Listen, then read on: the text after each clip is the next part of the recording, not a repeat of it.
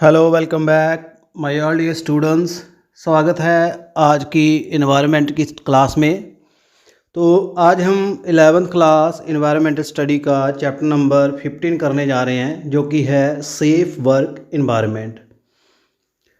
जो भी हम कभी काम करते हैं इंडस्ट्रीज़ में, डेली लाइफ में, कुछ भी कई चीज़ों से हमारा जो है राब्ता होता है, तो कई रिस्क होते हैं हैंडलिंग के। क्या कई बार कई दुर्घटनाएं हो जाती हैं, उनसे कैसे निपटना है, किसी चीज़ को कैसे हैंडल करना है, आज इस चैप्टर में हम सीखेंगे। तो चलिए डिले ना करते हैं, वीडियो स्टार्ट करते हैं।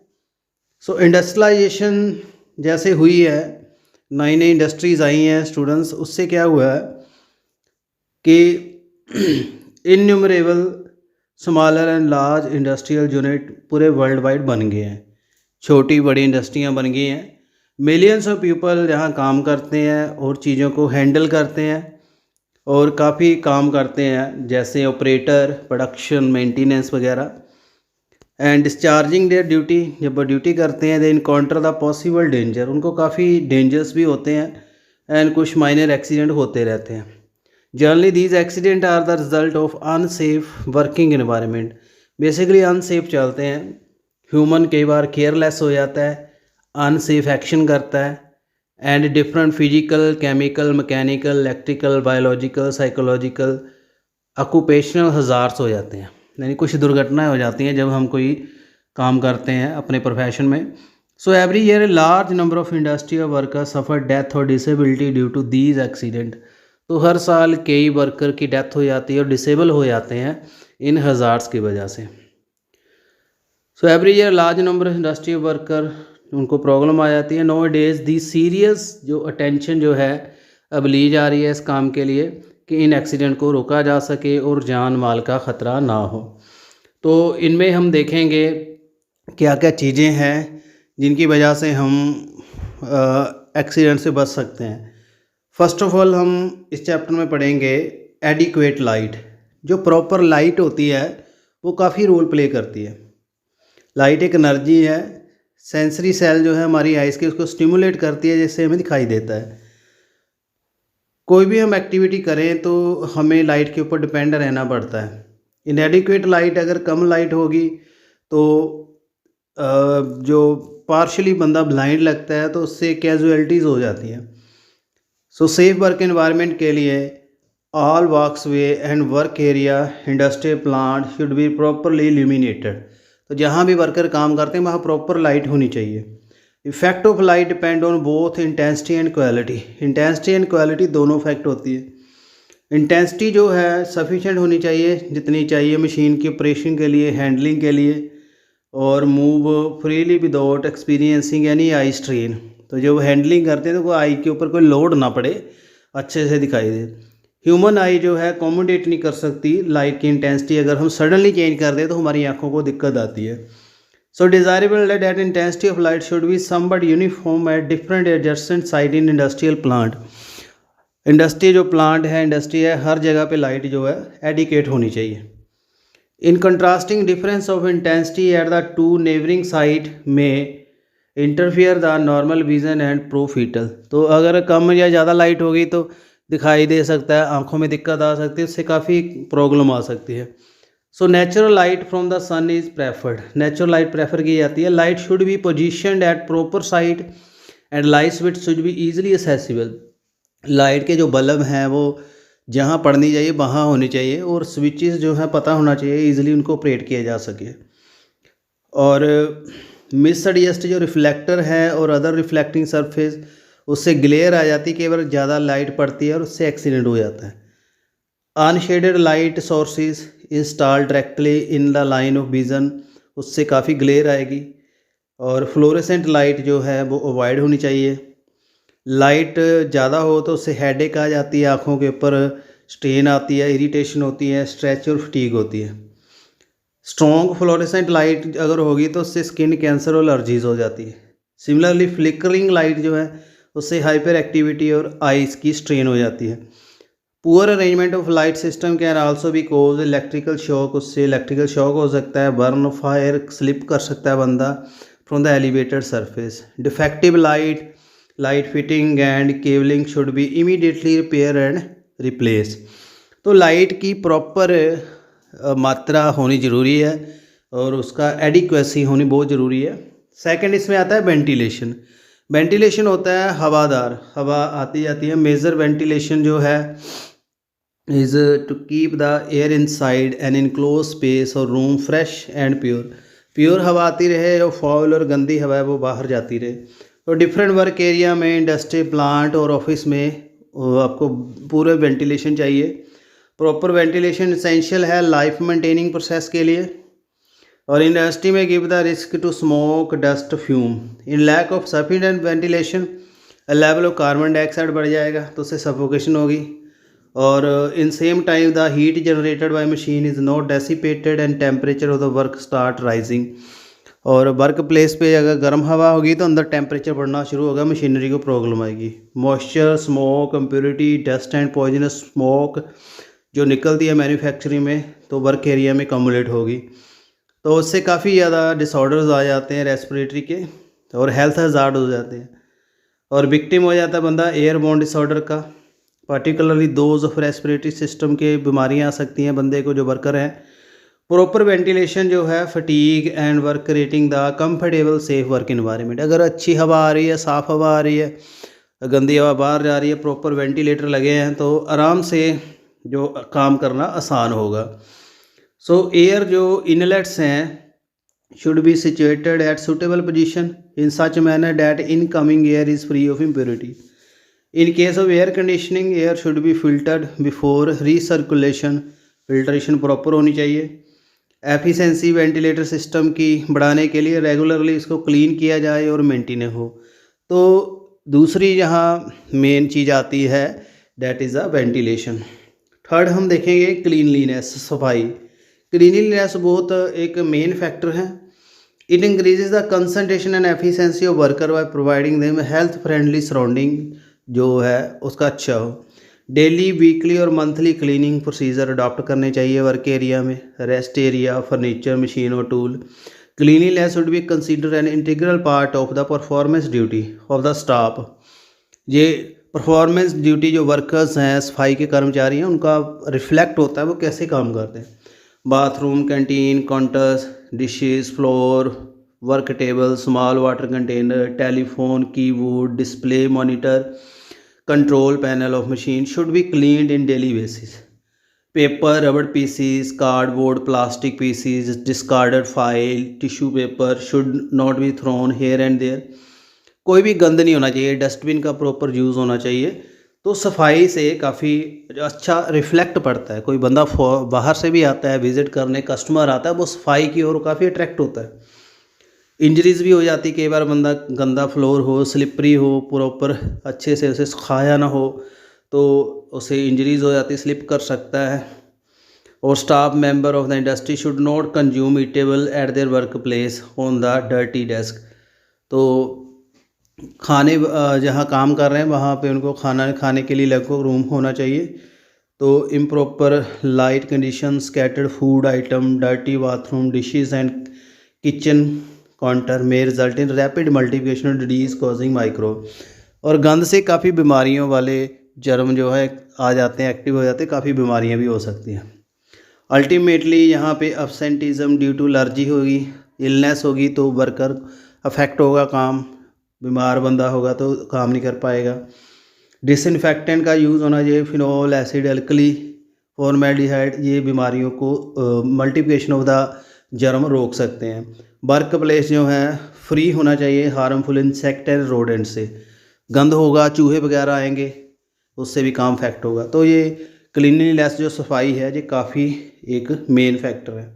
उसके बाद आता है हाउस कीपिंग। हाउस कीपिंग होता है देख रेख, तो ये काफ़ी अच्छा है, इससे इंजरी और एक्सीडेंट से बचा जा सकता है।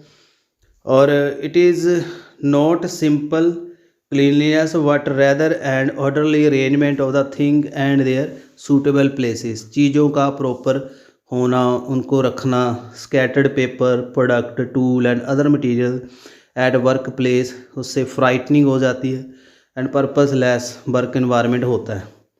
Clutter at the workplaces, rest area, walkways, and the store site result in improper use of space.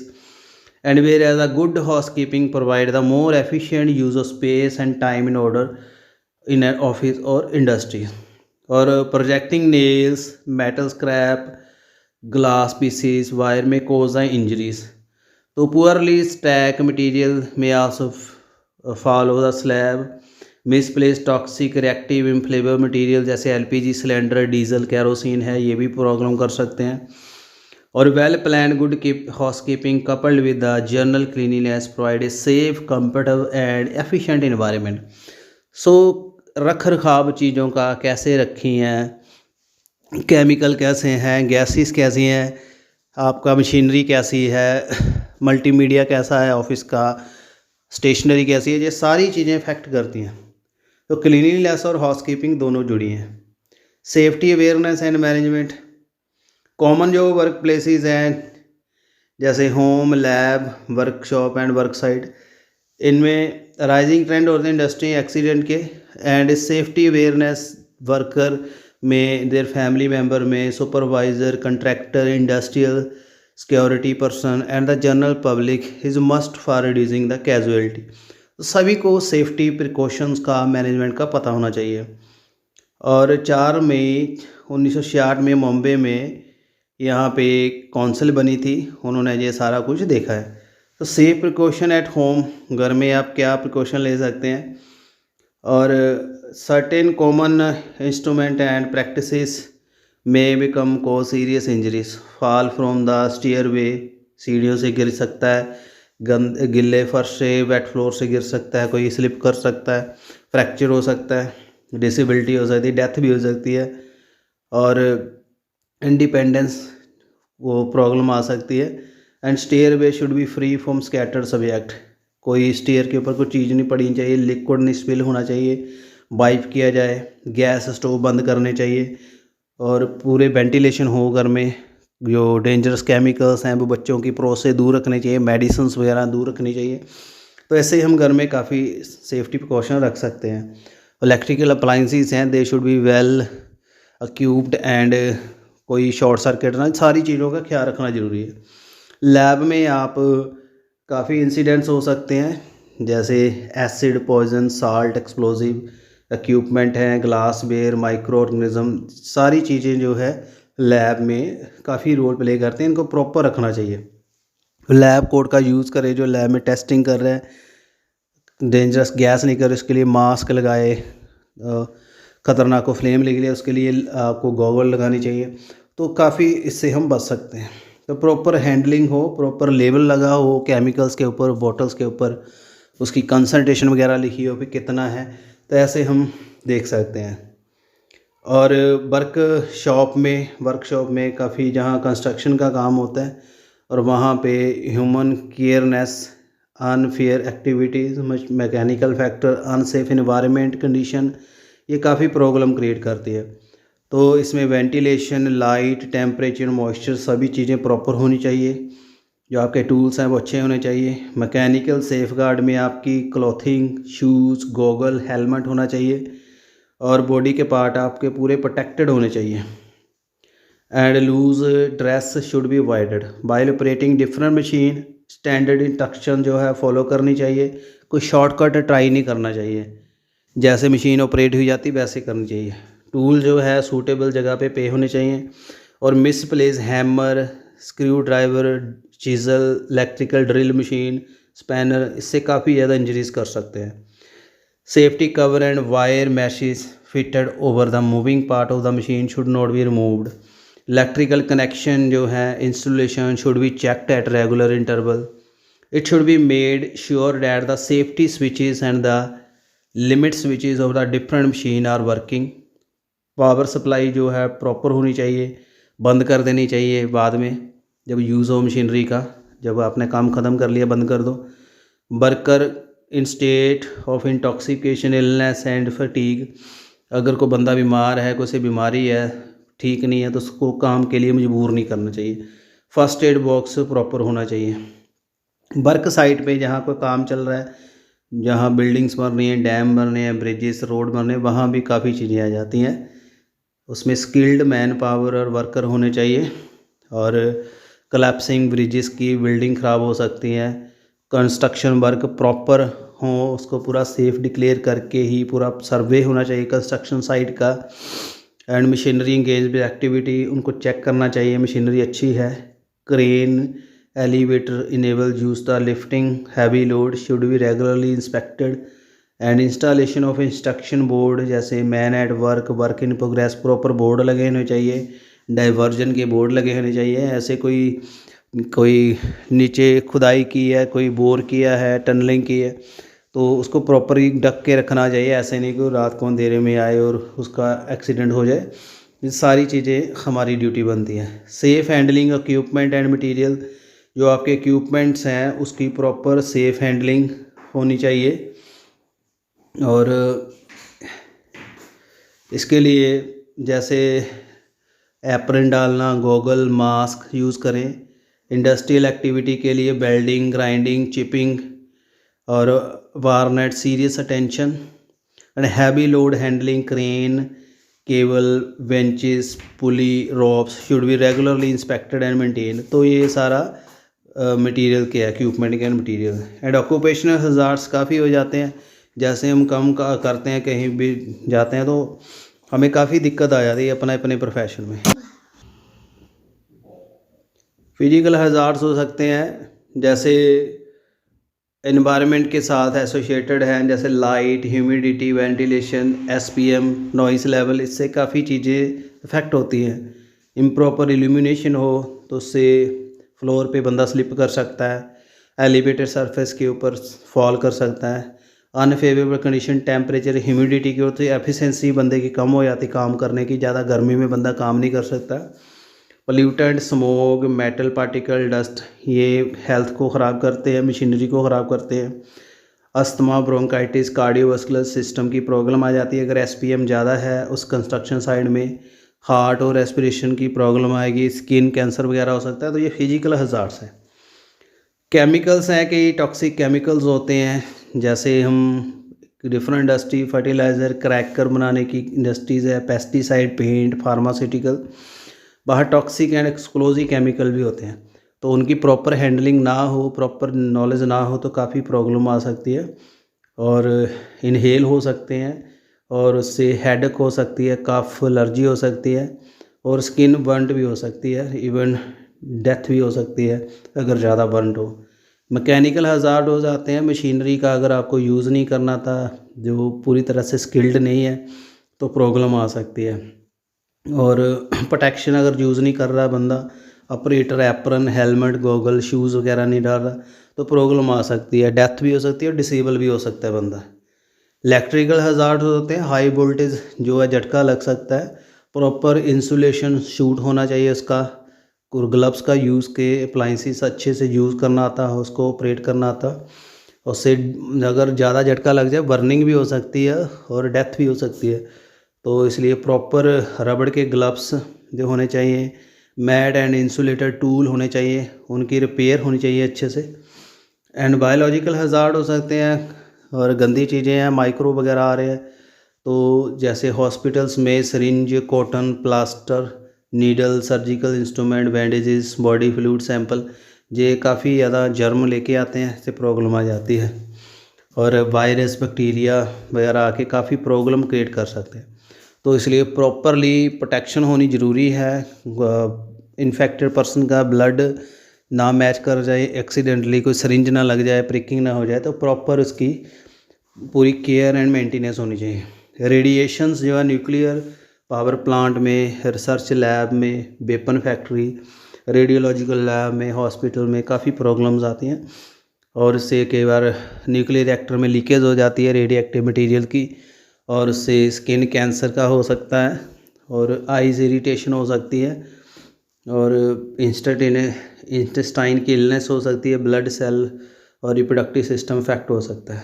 Psychological hazards हैं और मेंटल डिप्रेशन और ज़्यादा हो जाता है कई बार, वर्कलोड ज़्यादा, तो उससे काफ़ी ज़्यादा प्रॉब्लम आ जाती है और उससे स्ट्रेस अल्टीमेटली आपकी परफॉर्मेंस पुअर कर देती है और प्रोडक्टिविटी किसी ऑर्गेनाइजेशन की कम होती है। Safe and comfortable work environment consultative management approach, genius work target and proper employ welfare policy अगर हो तो आप इन हज़ार्ड से बच सकते हैं। सो ये था इस चैप्टर में सेफ वर्क एनवायरनमेंट में डिफरेंट हज़ार्ड्स आपने पढ़े हैं, क्या क्या हो सकते हैं, उनसे कैसे बचा जाए और क्या क्या चीज़ें हैं जो एक सेफ़ एनवायरनमेंट में आपके काम आती हैं। डिफरेंट साइट की आपने कैसे सेफ्टी करनी है, कैसे मेजर्स लेने हैं और क्या क्या चीज़ें हैं जो प्रॉपर आती हैं एक सेफ़ वर्क एनवायरनमेंट में। आई होप आपको ये पूरी तरह से चैप्टर समझ आ गया होगा। अगर फिर भी आपके दिमाग में कोई डाउट है, you can put comment. Thank you very much for watching this video. Next video में आपको नेक्स्ट चैप्टर करवाएंगे। Thank you and have a nice day.